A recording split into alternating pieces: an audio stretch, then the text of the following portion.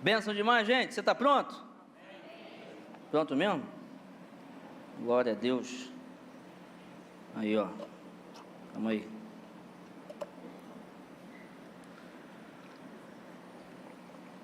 Irmãos, nós estamos nesse mês de fevereiro falando sobre a visão da igreja. Uma visão de Deus para nós. Já tivemos 2 mensagens, essa é a terceira. Estamos falando sobre a visão da nossa igreja. E hoje, eu quero falar sobre um tema muito importante. E o tema da minha mensagem é discipulado. Você precisa. Discipulado, você precisa. Imagina comigo algumas situações da vida. Um homem, casado, 3 filhos, trabalha, e no seu trabalho, há uma mulher bonita, uma mulher que usa um perfume bom, da Natura, e aí, esse homem começa a ficar encantado por essa mulher. É raro, mas acontece muito, né? E aí esse homem chega para o amigo dele e fala assim: rapaz, deixa eu te contar um negócio. Lá no trabalho tem uma mulher que está me tirando do eixo. A gente tem almoçado juntos, a gente tem conversado, eu dou carona para ela quando a gente sai do trabalho, que ela mora do outro lado, mas eu resolvo ajudar. Aí esse amigo chega para esse rapaz do trabalho e fala assim: você está maluco? Toma vergonha nessa tua cara, rapaz. Você tem 3 filhos, uma mulher, uma família, uma história. Tu vai jogar fora assim? Tu é maluco? Deixa eu te perguntar, isso ajuda ou não ajuda? Uma outra situação. Antes de chegar na outra situação, tem mais. Aí esse amigo fala para esse rapaz assim: ó, tu vai fazer o seguinte, amanhã tu vai chegar no teu trabalho, tu vai chegar para essa mulher e falar assim: ó, não conta mais com a minha carona, a gente não vai se falar mais, só o restrito aqui do emprego, do trabalho, e é isso, sou casado, sou feliz com a minha mulher. Beleza? Não, beleza, vou falar, tranquilo. Aí no dia seguinte, o amigo liga para esse rapaz: aí, já falou com ela? Não, vou falar agora. Fala, estou esperando, me conta aí como é que foi. Ajuda ou não ajuda, gente, esse casamento? Uma outra situação. Um casamento, um casal, já a ponto de se separar. Já falaram com o advogado, o negócio está complicado. Aí 3 casais de amigos: não, pô, vamos lutar por esse casamento, vamos na casa do fulano da fulano. Chega lá, toca a campainha: ó, meus amigos, tal. Aí os homens falam assim: aí, deixa fulano aí, vamos sair com a gente, pô. Deixa as mulheres aí, pô, só os homens aqui, Clube do Bolinha. Quem lembra aí do Clube do Bolinha? Pouca gente, hein? Só tem novinho na igreja. Você lembra? Meu pai me contava muito dessas histórias, rapaz. Clube do Bolinha. Aí, sai só os 4. Chega lá, vamos no shopping, cafeteria, cafezinho para cá, para lá. Aí um pergunta: vem cá, como é que está teu casamento?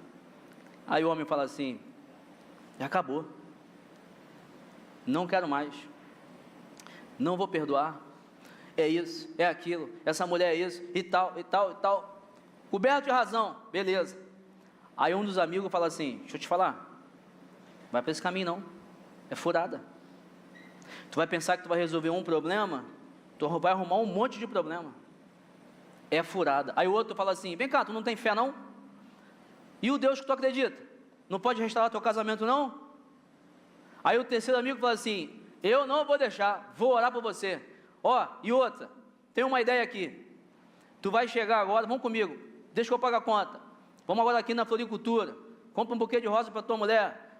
Ó, e outra coisa, vamos na outra lojinha aqui, qual é o tamanho? M?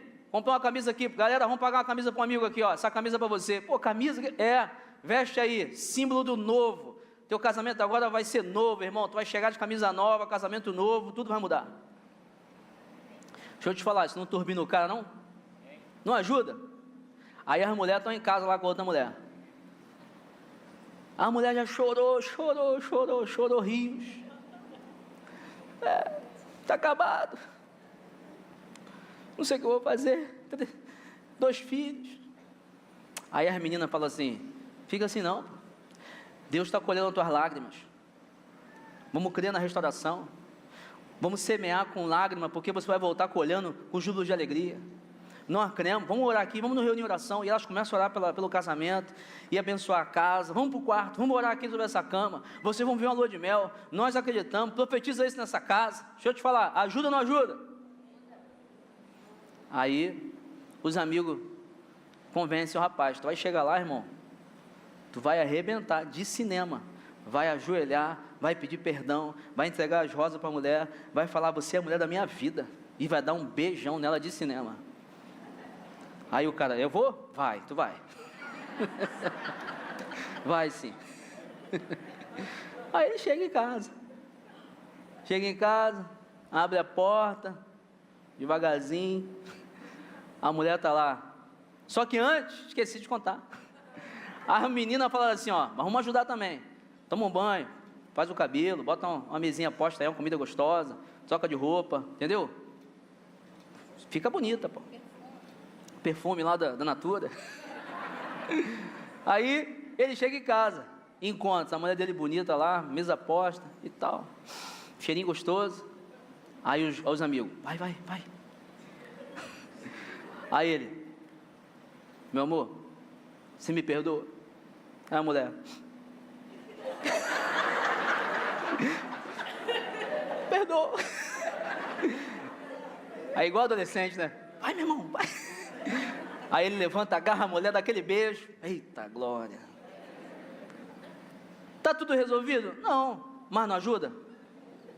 Não é um gás? Outra situação. É um jovem. Entra para a faculdade. Jovem de família, bem criado, boas intenções. Quer galgar uma profissão ali boa para ele. Aí entra na faculdade.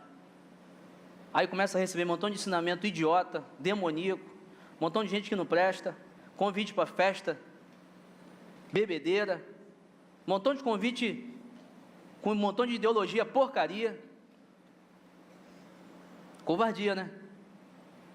Só que ele tem um amigo, tem um parceiro, um brother dele, fala assim, aí, deixa eu te falar, cuidado, hein, irmão, não vai para esse caminho não vai para essas festas não, cuidado, retém o que é bom, o professor vai falar, mas quando ele começar a falar besteira, não escuta não.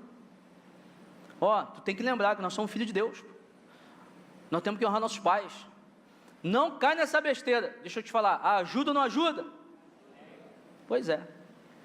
Conta-se uma história de um psicólogo, que ele recebe um homem, e ele começa a perguntar, tudo bem, o que está acontecendo? E aquele homem fala, estou com uma tristeza profunda, muito triste, estou pensando até em me matar. E aquele psicólogo começa a conversar com aquele homem, e aí ele percebe que o homem não tem prazeres na vida, não tem uma válvula de escape, não tem momentos de felicidade, ele não está construindo, não está conseguindo. Aí aquele psicólogo fala assim, vamos fazer o seguinte, ontem, rapaz, eu fui num circo que chegou na cidade, rapaz, mas eu ri demais com um palhaço lá, rapaz. Que palhaço bom! Vai nesse circo, cara, tenho certeza que vai ter um momento de risada lá, eu tenho certeza. Aquele homem tira o óculos, bota na mesa e fala assim, prazer, eu sou aquele palhaço. A grande verdade é que muitos de nós podemos estar vivendo nossas vidas aquém, distantes, longe daquilo que Deus tem para a gente. Muitos de nós podemos até ser bons profissionais, ter uma família, está trabalhando, é bem sucedido, igual aquele palhaço, faz um montão de gente rir. Mas quando a gente olha para nossas vidas, talvez está faltando alguma coisa. Talvez a gente não está conseguindo alcançar realmente aquilo que Deus tem para a gente. Sabe por quê? Porque estamos sem alguém que nos ajude. Estamos sem alguém que possa nos alertar sobre os perigos, as falsas propostas, as propostas ruins. Sobre alguém que possa falar para a gente assim: ei, segura mais um pouco, irmão, você consegue. Não joga tudo para o alto não. Tenha fé, estou contigo. Olha para o alto. Alguém que vai chamar a tua atenção, pô. Que vai falar mesmo: tu tá maluco, rapaz? Tu vai jogar tua família fora? Ou alguém que fala assim: deixa de ser responsável, vai sair do emprego porque o chefe está mandando em você. Vai sustentar tua família como? Alguém que vai chegar: ó, trata desse homem direito, hein? Ah, não quero fazer comida para ele, pô, toda hora quer comidinha na mão. Tem muita mulher que quer dar comidinha na mão dele. Fica feio se eu falar isso para uma mulher, não fica? Agora uma outra mulher amiga falando para ela, ela vai entender. Às vezes, está faltando isso nas nossas vidas. Alguém que vai poder, com intimidade, com carinho, com amor, apontar o dedo para a gente e falar assim: tu está errado. Muda. Deixa de ser irresponsável. Preste atenção no que você está fazendo. Existe um exemplo na Bíblia grandioso disso que eu estou falando. Alguém que fez coisas tremendas. Alguém que realizou coisas grandiosas para o Senhor. E que viveu uma realidade dessa que eu estou falando. E essa pessoa foi o apóstolo Paulo. Irmãos, Paulo, depois de Jesus, é a pessoa mais importante do Novo Testamento. Paulo escreveu 13 cartas, plantou inúmeras igrejas, discipulou grandes homens de Deus. Paulo passou por poucas e boas, pregou o evangelho, foi um homem tremendo no Senhor. Paulo foi ao terceiro céu, viu coisas que ele diz que foram indizíveis, ele não tinha como falar, não era proibido. Paulo foi aquele que recebeu do Senhor o privilégio de ser revelado a ele o mistério. Efésios fala isso, que ele fala: a mim foi dado o privilégio de conhecer o mistério. Que mistério é esse? De que em Jesus, judeu, grego, gentil, todo mundo seria unido e seríamos uma só família. Foi dado isso a Paulo. Anjos não sabiam, outros apóstolos não sabiam, Paulo soube. Irmão, estou falando de Paulo. Paulo foi o cara depois de Jesus. Só que esse cara, ele se tornou grande, ele fez grandes coisas. Talvez você diga assim: ah, Paulo foi ganho por Jesus, pô. Também, né, irmão? Quem pregou o evangelho para Paulo foi quem? O próprio Jesus, que apareceu para ele e falou assim: ei, Paulo, está me perseguindo por causa de quê, rapaz? Eu quero você, pô. Vamos junto. Talvez você diga: Paulo foi cheio do Espírito Santo. Sim, é verdade. Ele foi cheio do Espírito Santo. Tanto que Jesus chega para Ananias e fala assim: vá lá orar por ele, porque ele precisa ser cheio do Espírito Santo, porque senão ele não vai conseguir fazer aquilo que eu tenho para ele. Talvez você diga: Paulo era preparado, culto, Paulo era poliglota, tinha dupla nacionalidade, Paulo era fariseu, tinha contato com autoridades, Paulo era respeitado, temido, Paulo era muito inteligente, irmãos. Era alguém muito capaz, muito capacitado, ele falava muito bem, ele era uma pessoa que conseguia entrar em qualquer cenário, conversar com qualquer tipo de pessoa. Paulo era muito capacitado. A verdade é que tudo isso contribuiu, e a ação do Espírito Santo foi imprescindível, mas uma coisa precisou acontecer na vida de Paulo, para que ele desenvolvesse sua vida, suas habilidades e seu ministério. Paulo foi influenciado diretamente pela vida de uma outra pessoa, e o nome dessa pessoa é Barnabé. Barnabé discipulou diretamente Paulo. Barnabé, um discipulador, um encorajador. Paulo chegou onde chegou também por causa dele.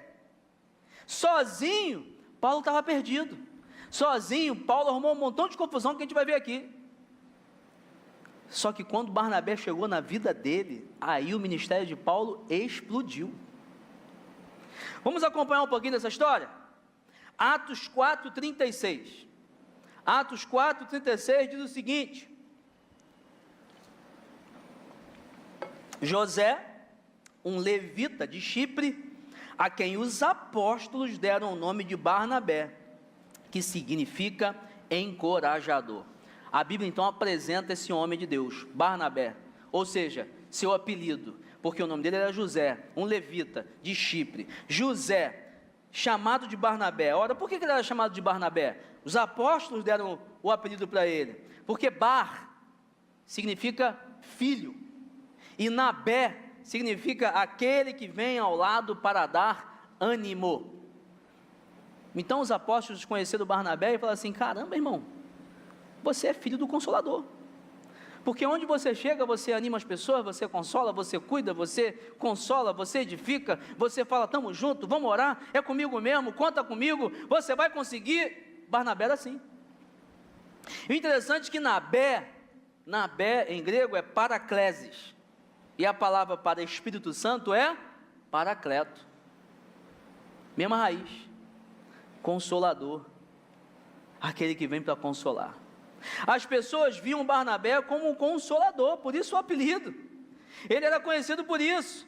Agora em Atos 9, será Atos 4, início da igreja, Atos 9, Paulo, e aí Atos 9 fala Saulo, né, porque o nome dele passou a ser Paulo, porque ele começou a andar com pessoas de língua grega, e aí houve uma transliteração, e começou a ser chamado de Paulo, só por isso, não houve um batismo, uma troca de nome, nada disso, foi porque ele começou a ser chamado pelo nome por pessoas da língua grega. Então, Paulo caminha para Damasco, para prender os cristãos, acabar com a igreja, matar a gente, que ele era assim. E no caminho de Damasco, Jesus aparece para ele, ele se converte.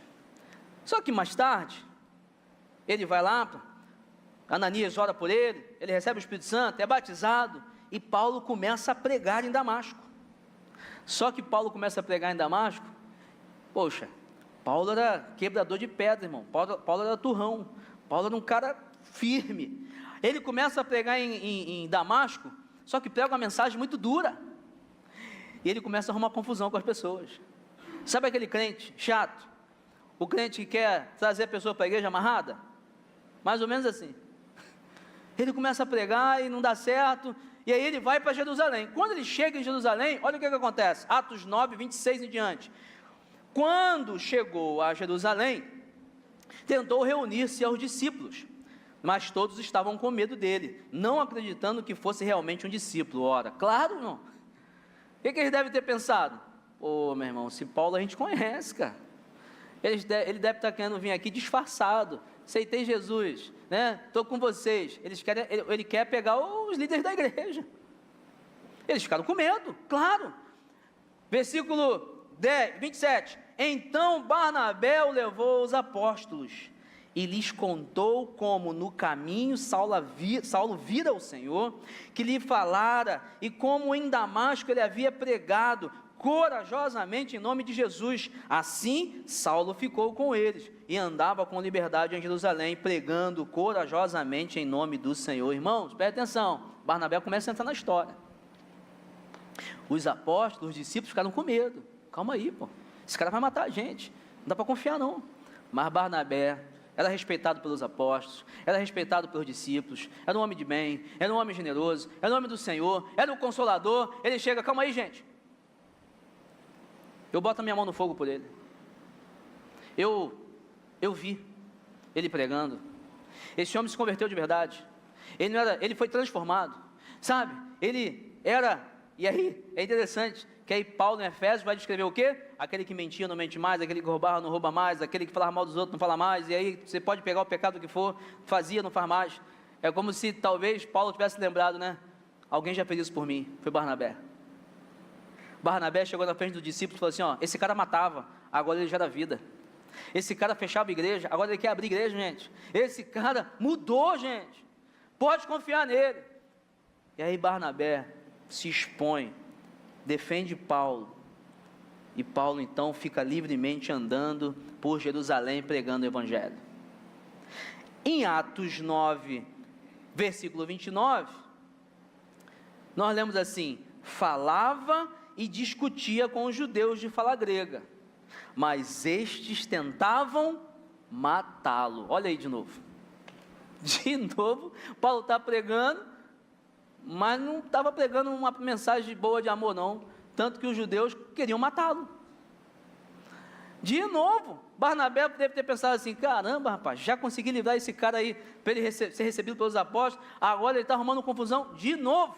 Pois é, novo convertido.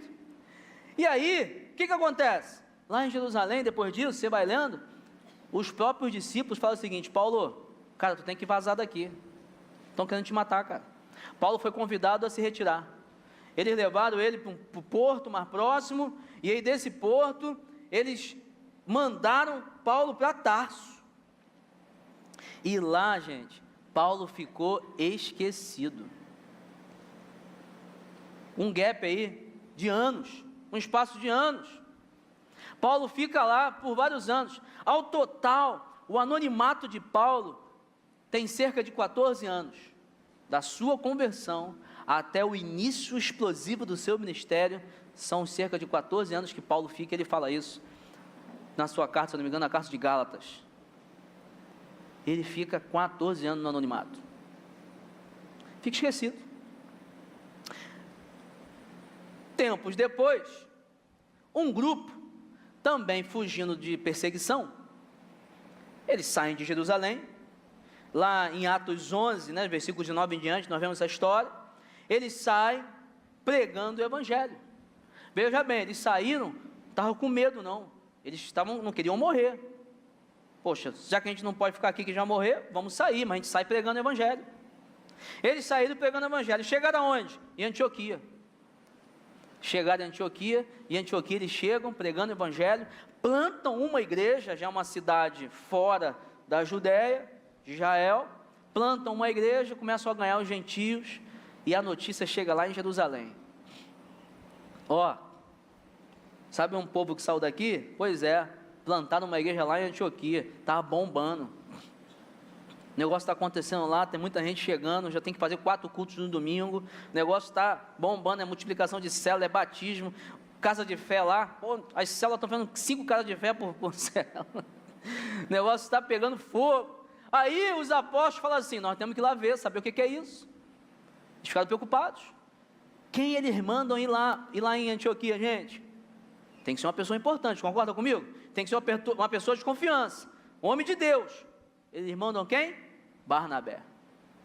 Chega, Barnabé, você é um cara bom, vai lá em Antioquia, dá uma olhada no que está acontecendo lá, tem um povo lá, professando fé em Jesus, dizendo que são do caminho, e aí Barnabé chega lá em Antioquia, diz a Bíblia que ele chega em Antioquia e fica impressionado. Barnabé estava em Jerusalém com os apóstolos, milagre pra caramba. Barnabé fica impressionado com o que ele veio em Antioquia, era coisa grande, realmente o Espírito de Deus estava ali.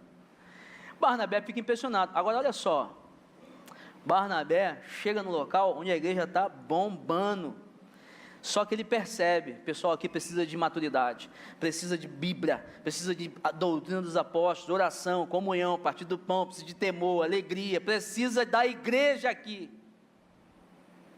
Sabe o que Barnabé faz? Eu conheço um cara bom. Barnabé sai de Antioquia, vai aonde? Vai em Tarso. Chega em Tarso e chama Paulo. Paulão, estou precisando de você. Mas estou aqui esquecido, tal, não sei o quê. Pois é, chegou a tua hora, estou precisando de você, vamos comigo em Antioquia, tem um povo lá que recebeu Jesus, está vibrando, coração aquecido, mas nós precisamos ensinar esse povo. Diz a Bíblia, lá no capítulo 11, você vai ler que Barnabé e Paulo passaram 1 ano discipulando, ensinando a igreja na palavra de Deus em Antioquia. No capítulo 11 também, vemos que essa igreja de Antioquia vira uma igreja generosa, recolhendo recursos, ofertas e mandam para outros lugares que precisavam. No capítulo que se segue, no capítulo 12, Barnabé chama uma outra pessoa, que aparece também nesse cenário, um outro ator aí nessa história. Quem é? João Marcos. Quem é João Marcos? O escritor do Evangelho de Marcos, que é o relato do apóstolo Pedro. João Marcos chega, João Marcos era novo, capítulo 12, tem essa história. E aí Barnabé fala assim, chamei João Marcos para entrar com a gente, para somar com a gente na equipe, no time. No capítulo 13, vemos que na igreja de Antioquia, eles estavam orando, jejuando, buscando ao Senhor juntos. Aí o Espírito Santo chega para eles e fala assim, legal, vocês já fizeram uma obra muito boa aí, mas a obra não vai parar na face da terra. Muita gente tem que conhecer Jesus. Então, separem para mim aí, Barnabé, Paulo, aí Silas vai com ele, João Marcos também, vai uma galera para pregar o Evangelho. E eles começam as viagens missionárias, vão pregando em muitos lugares, plantando igreja e arrebentando na boca do balão. Mas, a partir de um local chamado Antioquia da Pisídia, no capítulo 13, versículo 42, você vê uma coisa muito interessante. Gente, o relato bíblico, ele segue um padrão sobre respeito à autoridade, à liderança. Você vai perceber que sempre quando é falado sobre 2, 3 pessoas, a pessoa que vem na frente é a líder, é o líder. Por isso que você vai ver o quê? Quando Jesus chamava os 3, ele chamava quem? Pedro, Tiago e João. Os 2 irmãos ali, os filhos do trovão, né? Filho de Zebedeu, Tiago e João, e Pedro na frente, porque Pedro é o mais velho, é do líder. Mas quando você vai ver Paulo falando deles em Gálatas, você já vê que Paulo cita Tiago, Pedro e João. Esse Tiago é quem? Já não é mais Tiago, irmão de João, é Tiago, meio irmão de Jesus, líder da igreja de Jerusalém. A ordem muda, porque agora tem um novo líder. Em Atos 13, 42, ou até Atos 13, 42, o líder era Barnabé. Você vai ver o relato, Barnabé e Paulo. Em Atos 13, 52, a partir disso, a Bíblia começa a relatar ao contrário, Paulo e Barnabé. Barnabé cuidou de Paulo, só que em um momento, Barnabé entendeu assim, esse cara tem um chamado, e ele precisa ser o líder dessa nossa jornada. O discipulador olhou para o discípulo e falou assim, esse cara cresceu, está maior que eu, e ele precisa ser o líder. E Barnabé dá um passo atrás, fala, Paulão, agora é contigo, irmão, eu estou contigo, estou na tua cola. Ele reconheceu isso em Paulo. Em Atos 15, 36 em diante, nós vamos ver um outro acontecimento, que é o quê? Você lembra de João Marcos, que Barnabé tinha chamado? Pois é, vacilou. João Marcos tem um atrito lá e tal, aí João Marcos abandona uma viagem missionária. Só que aí, Paulo, irmãos, Paulo, ele era duro, Paulo era um cara firme, Paulo era um cara que sabia o que queria, não tinha mimimi com ele não, sabe, ele não aguentava negócio de braço curto com ele não, irmão. Paulo era assim, vamos fazer cara de fé, vamos. Porque vai dar trabalho, porque mais um dia, braço curto, irmão, que negócio é esse? Não é para Deus? Paulo não ficava com esse negócio de mimimi não, só que João Marcos, imaturo, aí João Marcos começou a ter atrito, e eles então entenderam. Paulo chegou a Barnabé e falou assim, eu sou o líder agora, beleza, nós vamos sair em outra viagem missionária, mas o João Marcos não vai com a gente não. Mas não vai com a gente não. Não tem tempo para a gente imatura não, negócio aqui, nós estamos indo para o campo de batalha, soldado raso vai ficar no quartel, o cara não quer nada, irmão, vai ficar no quartel, vai praticar tiro, vai, tem que crescer. Irmãos, olha o que acontece. João Marcos volta. Sabe o que Barnabé faz?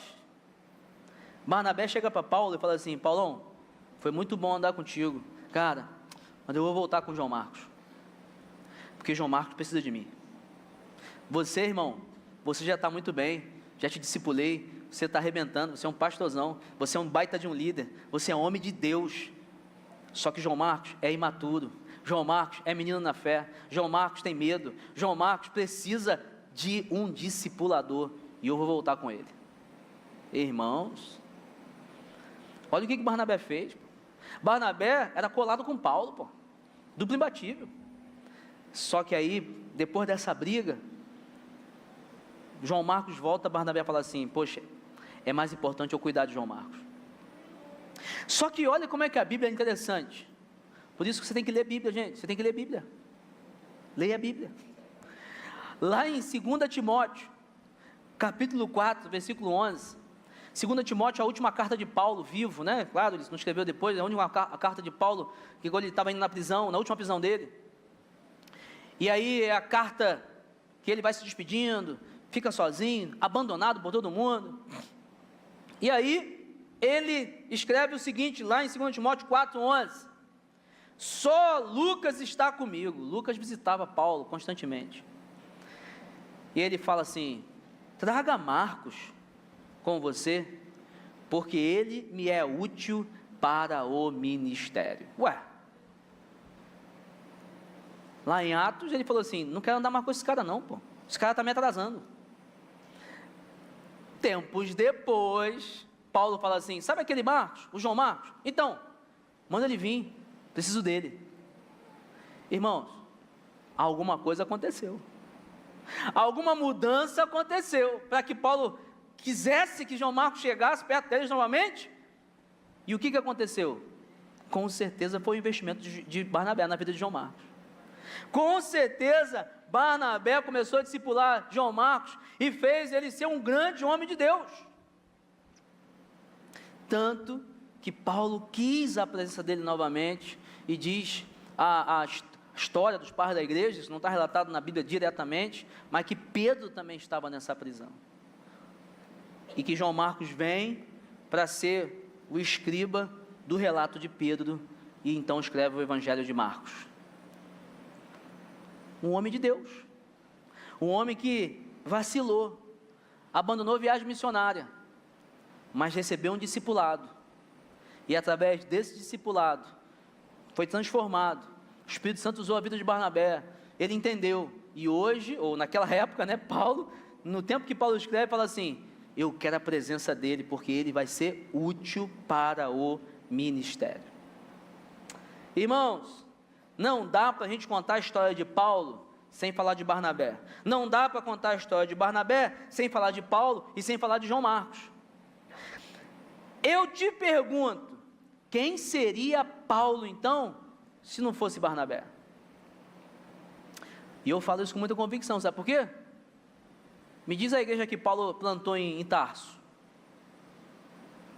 Me diz o que Paulo fez em Tarso de relevante. Qual foi a carta que Paulo escreveu lá em Tarso? Meu irmão, Paulo não fez nada, pelo menos não está nada registrado. Mas depois que Barnabé chega na vida de Paulo, o homem explode, irmão. Você está entendendo? Paulo tinha o Espírito Santo, tinha conhecimento, era inteligente, poliglota, dupla nacionalidade, um cara de autoridade, mas passou um tempão sem fazer nada, nada relevante. Aí Barnabé vai encontrar com ele, Paulo, vem. Depois que Barnabé começa a discipular Paulo, a vida ministerial de Paulo explode, avança. Há muitas pessoas aqui, na nossa igreja, que são assim, iguais a Paulo, um diamante bruto, que precisa ser lapidado. Tem Jesus, o Espírito Santo, querem servir, mas precisam ser lapidados, ser discipulados. Pessoas que têm um valor, um brilho, que ainda não atingiram, porque não se deixaram ser tratadas. Paulo estava em Tarso, no anonimato, cheio de potencial, porque Barnabé não sabia o que Paulo sabia. Barnabé não era um homem de autoridade como Paulo era. Barnabé não tinha todo o conhecimento que Paulo tinha, mas Barnabé discipulou Paulo e ajudou Paulo a ser transformado e a potencializar o seu ministério. Irmãos, Paulo era um dinamite, Barnabé era um fósforozinho. Talvez você diga assim, pô, eu vou ser discipulado por tal pessoa? Não vou nada, sou muito melhor, tenho um potencial muito grande, tenho um chamado, essa pessoa é muito simples. Pois é, um dinamite para explodir, precisa de um fósforozinho para atear fogo, né? E bota ali no pavio. Sem o fósforozinho, irmão, dinamite não explode não. Talvez você viva isso hoje, tem um grande potencial, Deus quer te usar, mas você não quer deixar ninguém tratar você? Você não quer abrir a vida para ninguém? Você não quer ser humilde e falar assim, tá, eu preciso te ouvir. Não, mas eu tenho doutorado. O outro não tem, mas tem Deus, tem sabedoria do Senhor, pode tratar a sua vida. Sim, talvez nós estejamos perdendo tempo e fazendo pouco, porque nós não estamos dando valor a uma visão de Deus, que mudou a vida desse homem Paulo, mudou a vida do homem João Marcos, e fez com que eles se tornassem grandes homens de Deus. Por isso você hoje pode dizer o seguinte, tá bom, pastor, e como é que eu vivo o discipulado então? Como é que eu discipulo, como é que eu recebo, como é que eu vivo essa realidade abençoadora? 3 coisas são necessárias. Primeiro, para viver o discipulado, você precisa de desprendimento. Você precisa desapegar de coisas. Você precisa ser alguém disponível. Você precisa ser alguém que está disposto a sair e a investir na vida de outra pessoa. Há coisas nas quais você está agarrado que te impossibilitam viver o discipulado. Por exemplo, você pode ser alguém apegado aos bens materiais. Porque discipulado custa dinheiro. Tem que pagar um curso, pastor? Não. Ué, mas para eu discipular alguém, vou discipular a pessoa, tem que encontrar com ela, não tem? A gente se encontra, e crente, né, irmão? Tem que comer alguma coisa. Você encontra numa cafeteria. Ah, pá, quando eu cheguei aqui na Zona Sul, comecei a pastorear, eu caí nessa cilada. As pessoas falavam comigo assim, vamos conversar, pastor? Ah, vamos na Depaner. Pô, morri ali R$120, irmão. Tá maluco? Não, nós vamos conversar andando na praia. Né? No máximo ali uma água de coco, e é muito. Mas se você não gastar um dinheiro no encontro, você talvez deixou de ganhar dinheiro. Deixou de trabalhar, deixou de estudar, deixou de fazer alguma coisa prazerosa, deixou de investir em você mesmo, porque você está investindo em outra pessoa. Você tem que ter desprendido. Você tem que falar o seguinte, aqui não é para mim não, aqui é para outra pessoa. Esse tempo eu vou dedicar a alguém. Você precisa se deslocar, você perde tempo ou investe tempo, você envolve recursos, você às vezes tem que encontrar com uma pessoa, só que a pessoa está fugindo de você, aí você usa a tática do crente. Aí, irmão, aí, vamos numa pizzaria, eu pago tua pizza, aí o irmão vai, de graça. Aí tu pega o irmão pelo cheiro, né? Ah, para esse discipulado eu vou. Aí chega lá, tu rebenta com ele. Olha o que diz o capítulo 4, no versículo 35 e 36. José, um levita de Chipre, a quem os apóstolos deram o nome de Barnabé, que significa consolador, encorajador, vendeu um campo que possuía, trouxe o dinheiro e o colocou aos pés dos apóstolos. Irmãos, Chipre era uma cidade muito valiosa, poderosa, era conhecida pelas suas reservas de cobre, era uma cidade rica em agricultura, plantio, cidade fértil. Essa propriedade não era barata. Aí Barnabé, membro da igreja primitiva, entendendo que, poxa, todo mundo estava compartilhando tudo, ninguém podia ter falta de nada, ele amando a igreja, falou assim, estou aqui morando, Chipre, eu tenho uma propriedade, não vende esse negócio aí, preciso disso não. Tem um montão de gente aqui passando fome, tem um montão de gente aqui precisando de sustento, tem essa terra parada, não, vende esse negócio aí, vendeu, está aqui vamos distribuir para quem precisa. Não é um cara desprendido? Não é um cara abnegado? Não é um cara que pensa mais nas pessoas do que no dinheiro? Não é um cara que pensa mais na ajuda do que nos seus próprios interesses? Por isso que Paulo vai escrever lá em Filipenses 2, não busque mais os interesses dos outros antes dos seus, assim como Jesus, que se entregou e morreu por nós. Barnabé não pensou naquilo que tinha, pensou naquilo que podia fazer com o que tinha. Irmãos, pessoas muito agarradas no dinheiro, nos bens, não têm tempo para cuidar de outras pessoas. Pessoas muito preocupadas no seu crescimento, minha profissão, minha carreira, eu tenho que chegar no lugar que eu quero, e ainda botam Deus nesse negócio. Não estão preocupados com pessoas, mas Deus está preocupado com pessoas. Para mim é incoerente. Pessoas agarradas aos bens vão priorizar coisas, ao invés de pessoas. Barnabé doou porque para ele o que importava eram as pessoas. Quer outro exemplo? Barnabé era desprendido, irmãos, de vaidade.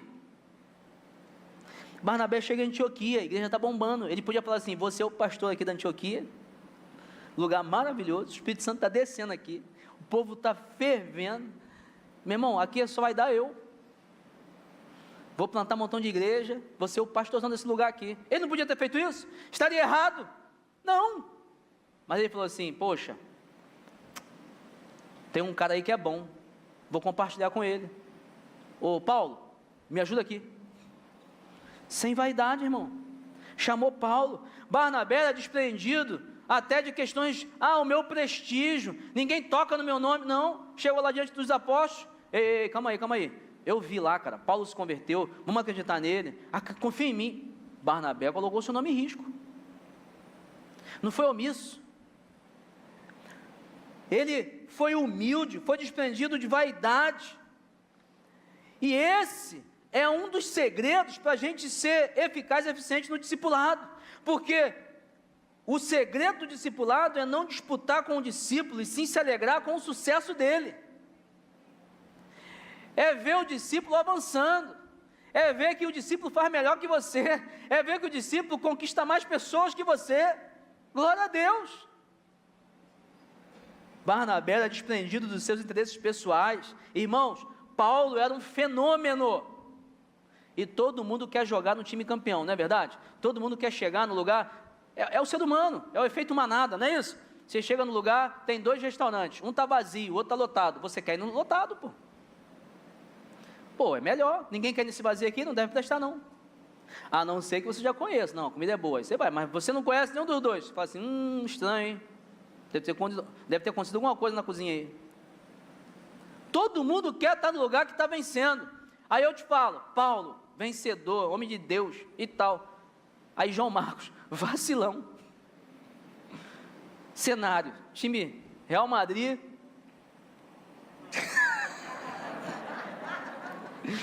Time é que você sabe qual é. Você quer jogar onde? Real Madrid, pô. Vai jogar no Bangu? Não, eu amo Bangu. Que nada, irmão. Aí Barnabé não, pô.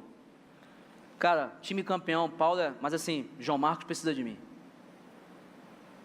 O cara é desprendido, pô. O cara quer abrir a mão de fama, abrir a mão de sucesso, abrir a mão de estar no lugar bom, abrir a mão de grandes púlpitos, abrir a mão de multidões, para cuidar de uma pessoa. Barnabé revelou generosidade, dando o que tinha para quem precisava.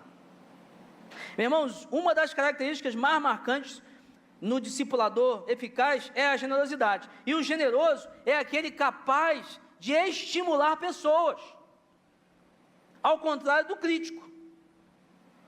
Porque gente com espírito crítico, isso é muito difícil, é muito complicado. Você quer ver? O crítico, quando encontra alguém que está sumido da igreja, ele fala assim: oi, pensei que tinha morrido, hein?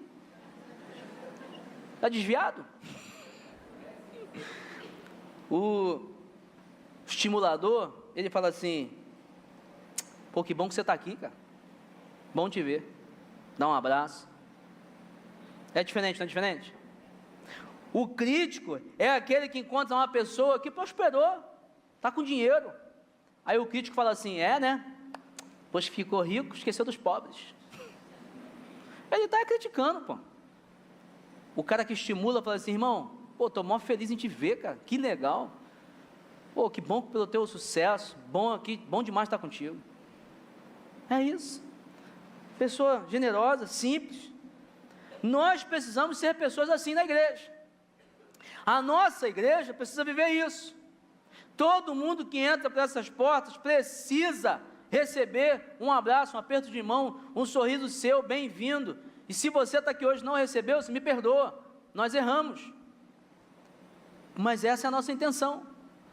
Todo mundo que chega aqui precisa ter essa experiência, porque nós não somos pessoas com senso crítico apurado, nós somos discipuladores que consolam, que exortam, que edificam, que estimulam. Somos pessoas desprendidas, pelo menos deveríamos ser.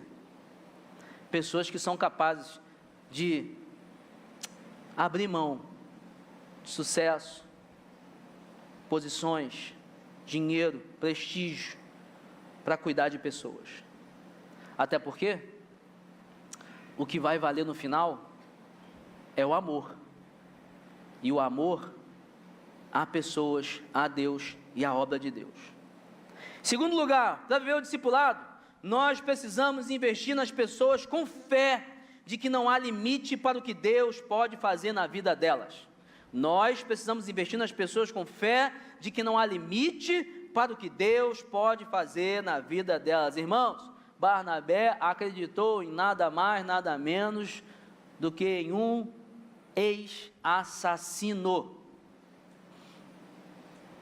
E não é um simples assassino, é um assassino de cristãos, um fechador de igrejas, um cara que batia no peito, por cima de mim não, irmão, vou acabar com esse movimento.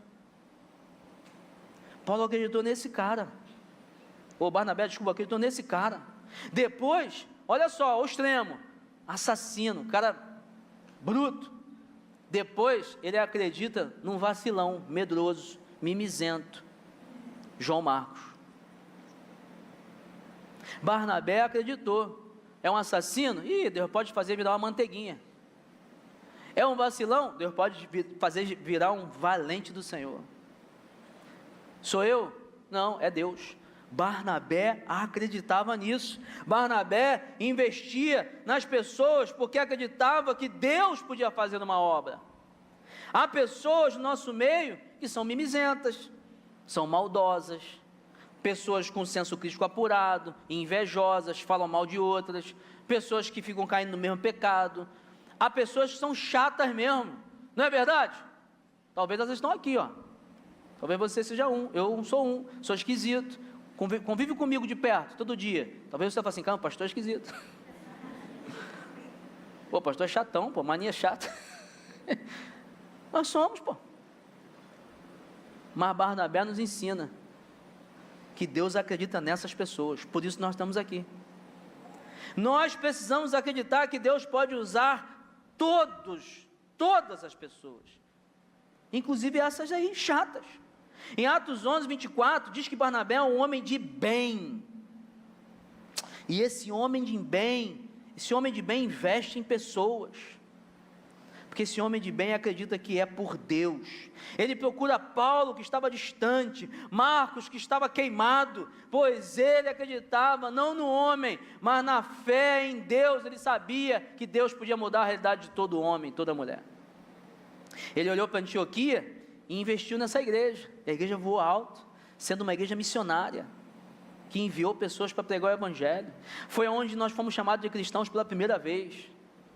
Barnabé foi cheio do Espírito Santo, e é o Espírito Santo que faz isso. Por isso, nós como discipuladores, você quer discipular alguém, quer viver um discipulado, você tem que acreditar nisso. Quem é você?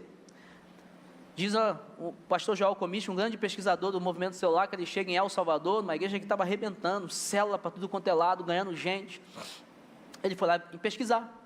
Chegando lá, ele pediu para o pastor, deixa eu visitar uma célula, deixa. Chegou numa célula de um lugar carente, e aí tinha uma senhora, seus 50 anos. Senhora não, desculpa, é uma mulher adulta, né? Você que ficou até chateada comigo. Aí tinha uma mulher lá, só que essa mulher, humilde, iletrada,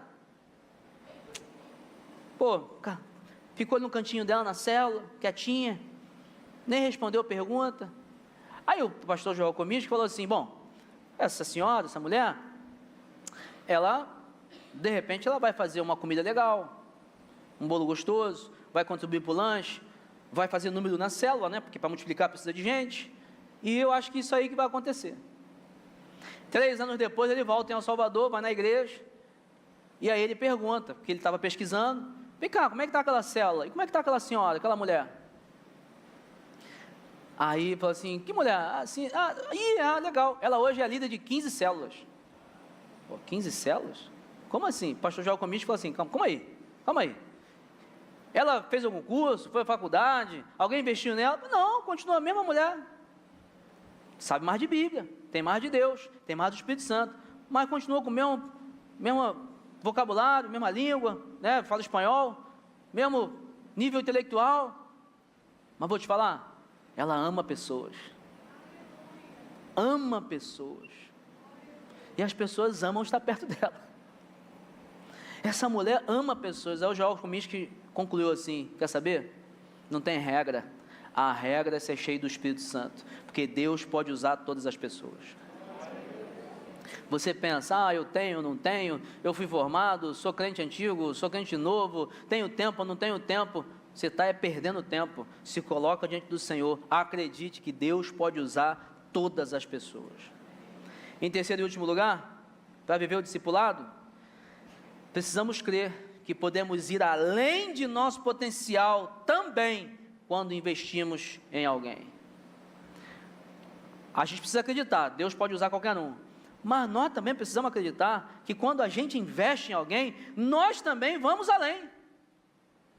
Nós também amadurecemos, crescemos, somos abençoados, nós também ganhamos com isso. Quando eu preparo um discípulo, ele vai para a igreja, ele faz grandes coisas, eu estou lá com ele. Quando você prepara uma pessoa que começa a liderar uma célula, você multiplica, você está na sua, ela está na dela, você está lá com ela também. Seu legado, seu investimento, você cresceu também. Ora, nós estamos aqui 2000 anos depois falando de quem? Barnabé. Barnabé investiu em Paulo, investiu em João Marcos, e o legado dele nos abençoa até hoje. Quando você se dedica para alguém, investe na vida de alguém, você não sabe aonde isso vai parar. E a Bíblia vai nos dizer que nada é em vão quando trabalhamos para o Senhor. O Senhor, não que nós trabalhemos por isso, mas Ele sabe recompensar. O Senhor nos dá o galardão, o Senhor nos dá bênçãos desse mundo, o Senhor paga e paga bem. Tudo que a gente faz para Deus tem volta, tem retorno. Nós somos abençoados porque nós deixamos legado, nós deixamos bênçãos, essas bênçãos voltam para a gente, galardão a gente ganha e é para a eternidade, gente. Mateus 10, 42 diz o seguinte: e se alguém der, mesmo que seja apenas um copo de água fria, a um destes pequeninos, porque ele é meu discípulo, eu lhes asseguro que não perderá a sua recompensa. Ó, copinho de água aqui, ó, recepção aí, não foi? Ó, Deus debitou aí, ó, debitou não, desculpa, creditou, recompensa para você. Vou beber até de novo. Mais recompensa. Deus colocou lá uma água e está geladinha, nem fria não, está gelada mesmo, está gostosa. Se os irmãos quando dão um copo de água recebe bênção, recebe galardão, meu irmão, ainda mais quando você abençoa alguém com a palavra do Senhor, quando você abraça, consola, quando você visita, sai da tua casa, investe tempo, quando você estimula, constrói algo de valor na vida da pessoa, tem galardão para você, irmão. Tem obra sendo construída. Certa vez uma pessoa chegou para um pastor e falou assim: pastor, o senhor não é ambicioso não? Porque ambição, gente, não é pecado. Ambição não é pecado. Eu posso querer coisa melhor para a vida, isso não é pecado. E aí aquele pastor falou assim: não, eu sou mais ambicioso que você. Por que ele teve essa conversa? Porque esse pastor, escritor, ele vendeu 300 mil cópias do livro dele, e em cada cópia ele ganhou R$3 de lucro. Faz as contas aí, 900 mil, correto? De lucro limpo, claro, vai pagar imposto aí e tal, mas lucro. Sabe o que esse pastor fez? Pegou todo o dinheiro do lucro e deu para a igreja. Aí o irmão falou assim: poxa pastor, eu não acho isso que o senhor está certo. O senhor podia até dar metade para a igreja, O senhor podia dar 10%, 20%, mas podia trocar de carro, podia fazer uma viagem legal com a família, podia trocar de casa, podia melhorar a casa, podia comer coisa gostosa, podia fazer tanta coisa com você e com a família. Aí deu tudo para a igreja. Você não é ambicioso. Aí aquele pastor falou assim: você que não está entendendo. Eu fiz um trato com Deus. Esse pastor falou assim: eu fiz um trato com Deus. Deus, eu quero ganhar tanto. Se eu ganhar tanto, claro, ele fez um trato com Deus, não foi bobo, né? Ganhou tanto para ter uma vida boa. Eu quero ganhar tanto. O que passar desse tanto é teu. E passou. Ele falou assim: é o meu trato. Eu já tenho tanto que eu preciso. É tudo do Senhor. Aí ele falou assim: continuo sem entender. Pois é, porque você é ambicioso para cá, para a terra. Eu sou ambicioso para a eternidade. Quem é mais ambicioso? Irmãos, eu quero construir minha casinha lá no céu. Deus falou que já está construindo morada para a gente, né? Mas aí, eu prego a palavra, ganho alguém para Jesus, aí já vejo lá meu quartinho no céu, já com uma banheira de hidromassagem, uma saunazinha, né? Ué, meu galardão, irmão. Você pensa no teu céu como você quiser pensar. Se você quiser ficar pulando de nuvem em nuvem, é contigo mesmo. Né? A gente pensa logo no churrasquinho, né, Sandro? Churrasquinho, camarão, comida japonesa, ô glória. Eu penso logo nisso, irmão.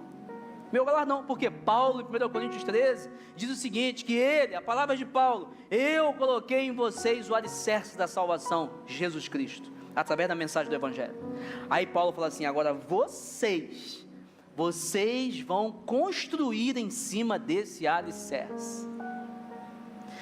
Nossa vida aqui, nessa vida aqui, nós estamos construindo em cima do alicerce.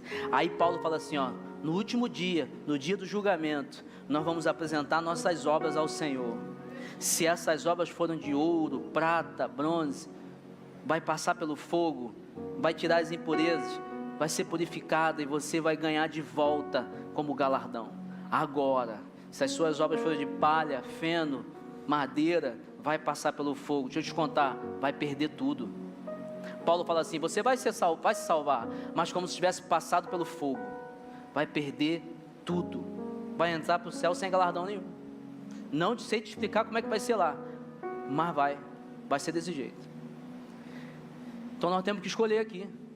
Você quer ser ambicioso para cá, para esse mundo? Quer ser o melhor profissional? Quer ser o maior empresário? Quer ser o maior advogado? Quer ser o cara, o melhor médico? Quer ganhar tudo? Benção demais. Você está preocupado em ser alguém que tem casa boa lá em cima? Porque você vai passar aqui quantos anos? 100? Lá a gente vai passar a eternidade. Está na hora de você começar a entender esse princípio. Quando você investe em pessoas, quando você entende o chamado de Deus, quando você se dedica para aquilo que é importante, você está fazendo com que sua vida avance, não só para cá, mas para toda a eternidade. Imagina você chegando lá no céu e milhares de pessoas vindo falar com você. Aí você não entende nada. O que foi? Não, porque tu pregou o evangelho para uma pessoa, essa pessoa explodiu, ganhou milhares, galardão para você. É o que aconteceu com Barnabé. Barnabé não escreveu um livro, não está registrado nada que ele fez assim de grande realização material, mas ele discipulou Paulo. Todas as vezes que o anjo contabilizava assim, aí Paulo está abençoando pessoas, bota na conta de Barnabé também. E Paulo abriu mais uma igreja, bota na conta de Barnabé. Paulo mandou carta agora, bota na conta de Barnabé. Crédito para ele, discipulador. Deus sabe pagar. Concluindo, discipulado é investir no outro, discipulado é compartilhar o que temos com o outro, discipulado é você estar disponível, discipulado é coisa de crente investindo em outro crente, porque Deus fala aos crentes, não fala não, gente? Fala ou não fala?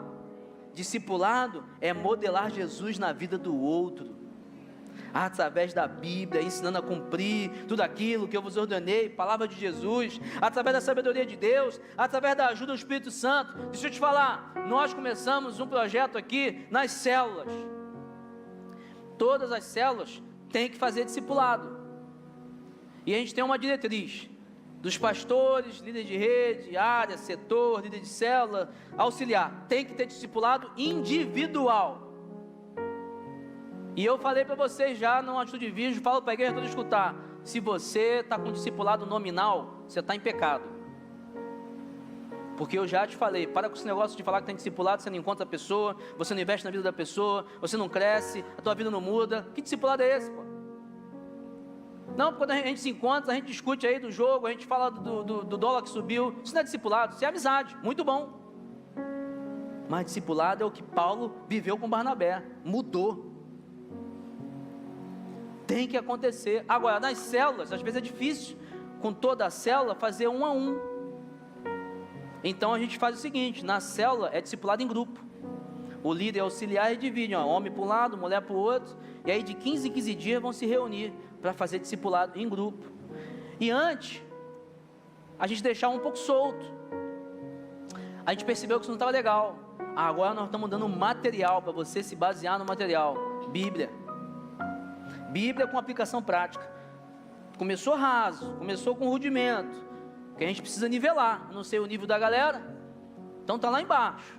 Vamos falar sobre oração, sobre jejum, sobre leitura da Bíblia, sobre adoração, sobre comunhão. Vamos falar sobre os pilares.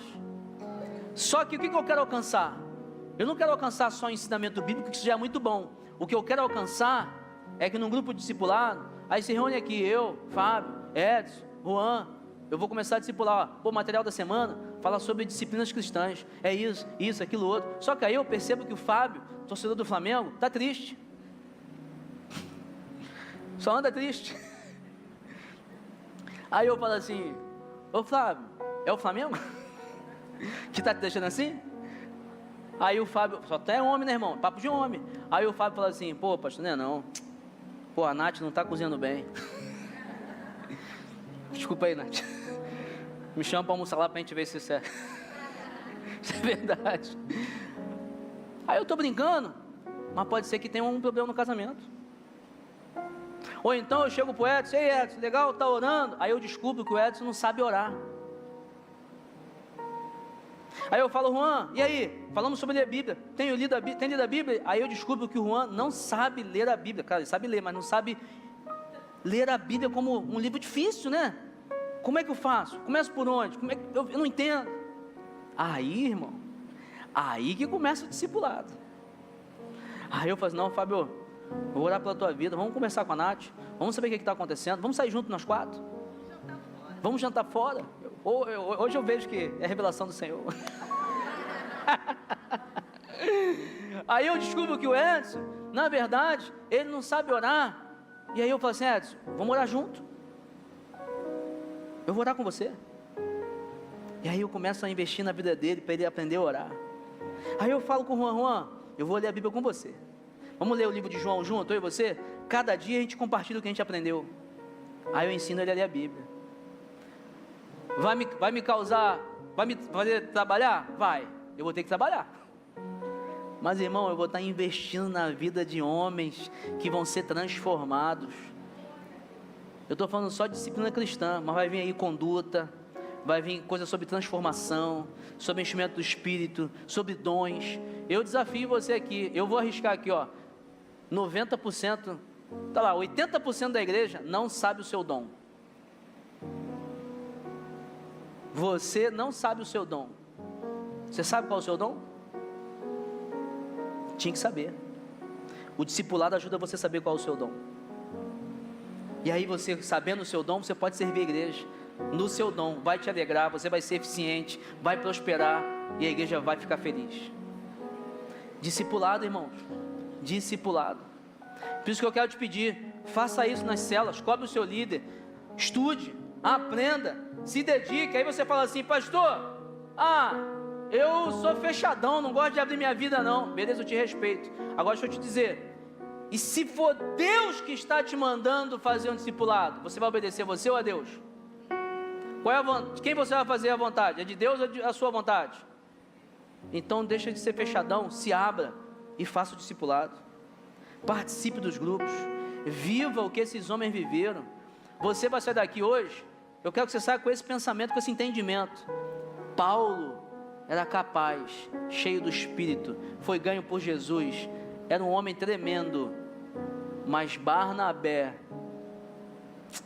virou a chave na vida dele. O discipulado de Barnabé fez com que Paulo aproveitasse tudo aquilo que Deus havia colocado na vida dele. Por isso, não perca mais tempo não, faça o discipulado, discipule alguém e viva o que esses homens de Deus viveram.